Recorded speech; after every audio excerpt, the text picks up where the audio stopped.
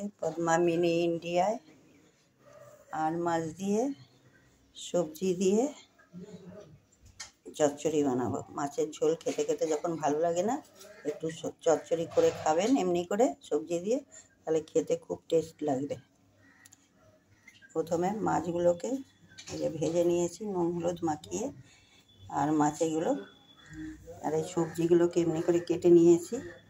আলুগুলো কুচিয়ে নিয়েছি, বেগুন কুচিয়ে নিয়েছি, সিম কুচিয়ে নিয়েছি, পেঁয়াজ কলি কুচিয়ে নিয়েছি, কুচিয়ে সব ধুয়ে রেখেছি। এর মধ্যে লঙ্কার গুঁড়ো দিচ্ছি, হলুদের গুঁড়ো, কালো জিরা ফোড়ন আর নুন। প্রথমে এইখানে তেলের মধ্যে কালো জিরে ফোড়ন দিয়ে দিলাম। কালো জিরে ফোড়ন দিয়ে এর মধ্যে পেঁয়াজ কুচি আর টমেটো কুচি আর পেঁয়াজ দিয়ে দিচ্ছি। এর মধ্যে দুটো বড় সাইজের পেঁয়াজ আছে আর ছোটো দুটো টমেটো আছে দিয়ে এগুলো একটু ভাজা ভাজা হলে এর মধ্যে লঙ্কার গুঁড়ো আর হলুদের গুঁড়োটা দিয়ে দেবো, নুন দিয়ে দেবো।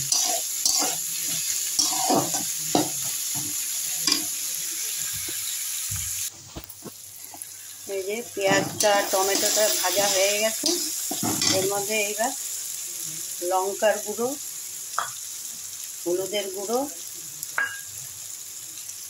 আর একটু নুন দিয়ে দিলাম। দিয়ে এবার একটু নেড়ে এবার আস্তে আস্তে সব সবজিগুলো দিয়ে দেবো। আমি এইবার এর মধ্যে সব সবজিগুলো দিয়ে দিচ্ছি আস্তে আস্তে। পেঁয়াজ কলিটা দিলাম প্রথমে,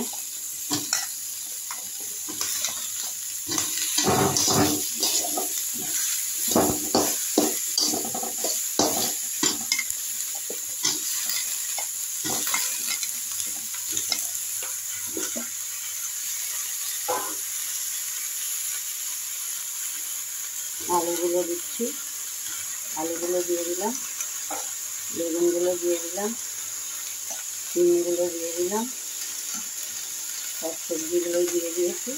এখন এতগুলো সবজি দেখা যাচ্ছে, কিন্তু রান্না হলে একটুখানি হয়ে যাবে। সবজিগুলো সব মিশিয়ে দিলাম মশলার সাথে। এবার এটাকে চাপা দিয়ে দেবো। চাপা দিয়ে একটু সেদ্ধ হলে তারপরে আবার খুলব।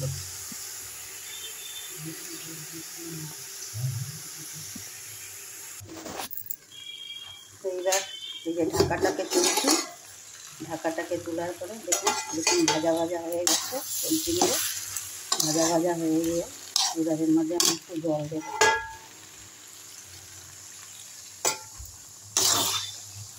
জলটা দিয়ে দিলাম, এরপরে এবার মাছগুলো দিয়ে দিব। সবজিগুলো সব নরম হয়ে গেছে,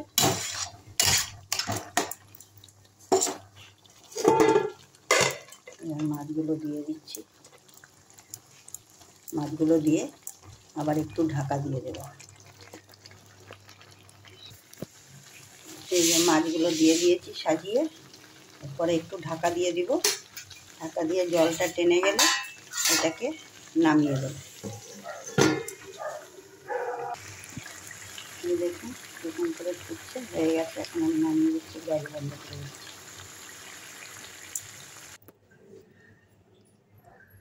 দেখুন এই যে মাছ চচ্চড়ি, খেতে খুব টেস্ট হয়। খেয়ে বা এরকম করে বানিয়ে একবার খেয়ে দেখবেন।